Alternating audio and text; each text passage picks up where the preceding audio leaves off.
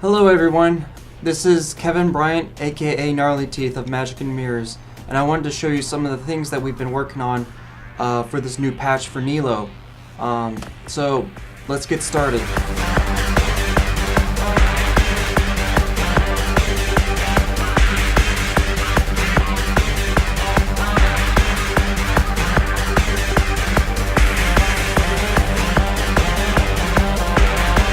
So one of the first things I want to show you is a new map for Endurance called Consolation. There's going to be 10 maps in the game total, which each map is going to parallel with a chapter in the campaign. This map in particular parallels with Solace, which is the prologue level of the campaign. It's got the exact same backdrop as Solace. In fact, when you play, all the really cool, crazy battles going on are happening in the background while you're having your cool, crazy battles, your endurance battles on the actual playable areas.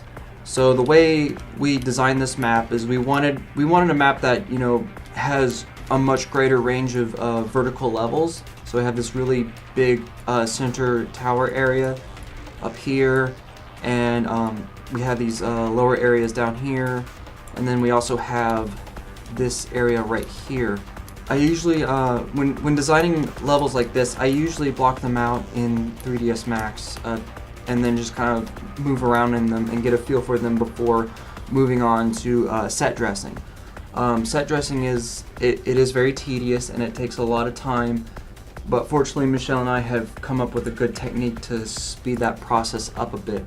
And that process is basically utilizing a combination of our SVN, which is a strictly local SVN that only Michelle and I can use because it's nowhere on the internet and stuff like that.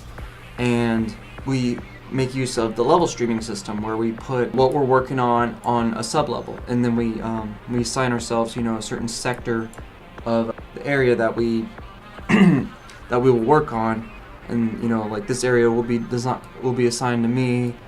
This area was assigned to Deadly. So like when you hide and unhide, as you can tell, like these are areas that Deadly worked on, and then these are areas that I worked on. So that speeds a lot of time up on the set dressing process. You know, to be able just to get the level set dressed much faster than it would be just being, you know, one person, and also removes any kind of like conflict with, you know, having to work on a single map where we just basically stream in a sub map, and that's Michelle's working on her sub level, I'm working on mine, and then we just kind of merge them together in the end. So now as far as the art direction, we wanted to still kind of get the feel of Solace, which is a combination of courtyards, rooftop like aesthetics where you have like AC units and ducts and all that kind of stuff.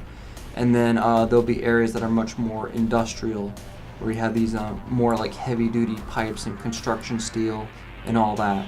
We wanted this particular area to be more you know, much more techy looking, almost look like gigantic server towers or something, you know, compared to the other side of the map, which is a little bit more, could almost be more like a plumbing system. And then in between we got, you know, a little bit of both and a little bit of the courtyard. We also have a landing pad, which you can actually, Michelle actually built Collision for the shuttle, which we don't have in the actual game. So we can actually, you know, play on the shuttle and have the shuttle be play space and this landing pad be play space. Endurance is going to work the same as it does before. Territories will move around the map, and if you don't hold down territory, a timer will be going on, which will make your endurances very short. So again, it's like, you know, being mobile, but also kind of, you know, doing whatever you can to keep your combo alive is very important. So that's Consolation. That's going to be a map that will be available in the new patch. And there's going to be more endurance maps just like this, or maybe not just like this, that'll be coming in the next updates after 0.1.1. So another thing that we're going to have in 0.1.1 is split screen, which I don't have live footage of this, but this was a screenshot. I just print screened my viewport and I got working split screen in the game, and it's pretty awesome. There's still a few glitches with the game, and that's why I'm not going to do a live demonstration. And there are some issues with like conflicting HUD elements, conflicting UI, and all that stuff. Again, getting all that taken care of slowly. It should be, for the most part, very functional by the time it's in your hands. So another thing you might notice in the screenshot, if you have a good eye, that this is actually Jamar's helmet, which again, this is part of the working helmet customizations where you can select the different helmets so we actually got, you know, where you can actually select helmets in game using your profile settings and whatnot, and be able to have custom helmets, and helmets will be unlocked by progressing in endurance. So these are the helmets that we're going to have in the game by the next patch. The ones that are obviously question marks are going to be helmets that we haven't made yet. And all these helmets will be unlocked by further playing through endurance, and that's really the only way you can unlock them. However, you can wear them in the single-player campaign. That's why there's a helmet that looks exactly like Nelo's that's called Default, which is basically whenever there's missions that you play as Jamar, by default you wear Jamar's helmet. So you could be Jamar wearing Nelo's helmet in the campaign if you want to. However, you won't be able to see your cosmetics in the cutscenes because the cutscenes are FMV. So that part's a little bit unfortunate. We made the decision to make our cinematics FMVs for many technical reasons. Being able to quickly cut between, you know, large space battles to inside of a ship to, you know, whatever we want. We have a little bit more directional freedom with how our cutscenes go, when basically each scene is kind of shot on their own sets and then edited together in post. That's what's going on with that.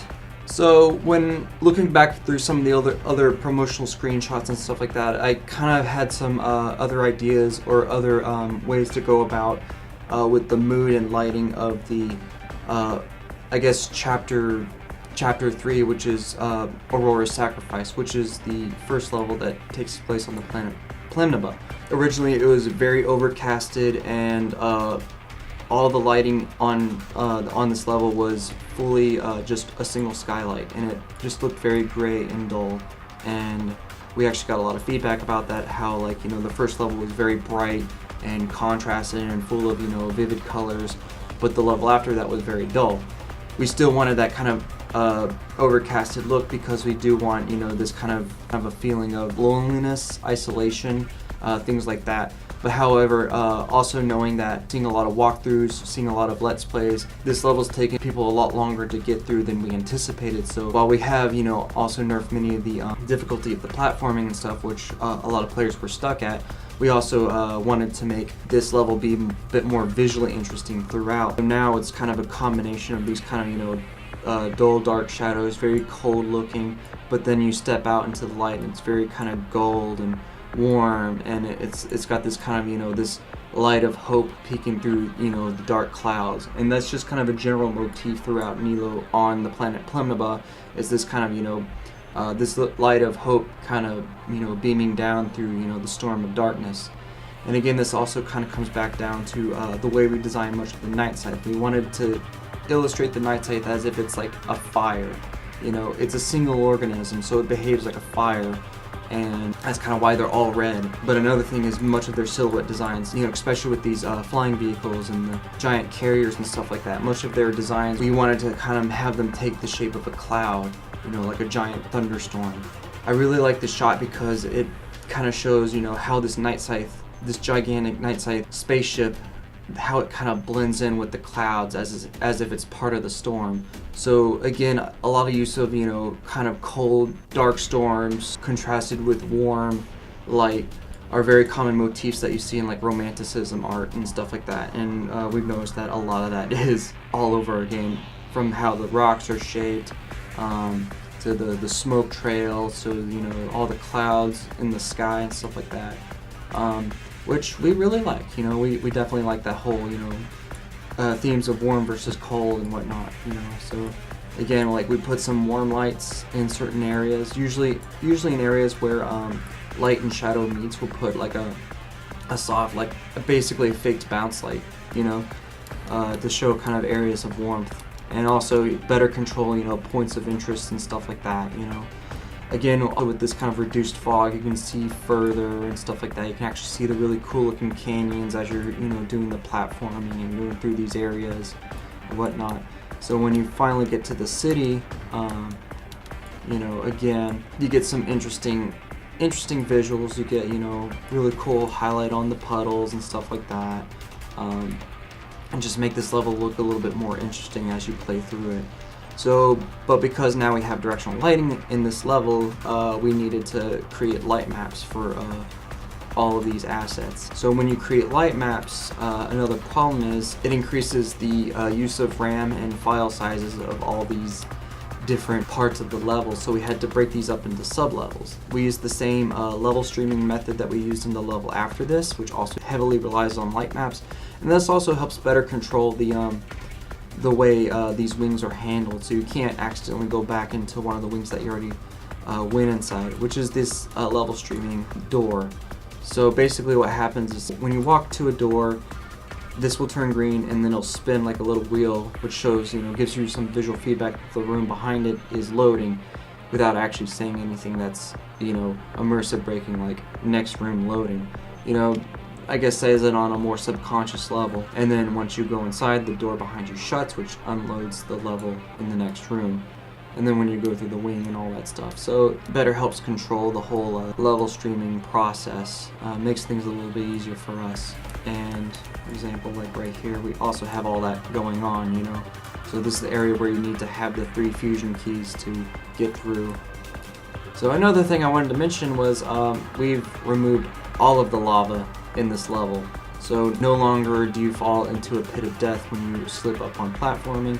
All you gotta do is just go back to the beginning and step on the screen platform. It'll take you back up to the start, which feels a lot less frustrating than, you know, burn in a giant pit of lava. So there are no lava pits in this level. However, there will be lava pits still in the level after this, which hopefully is okay with you guys.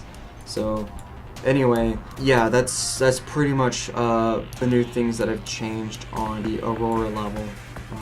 Again, just generally kind of putting a little bit more color in this level and giving it a little bit more variety of mood and whatnot.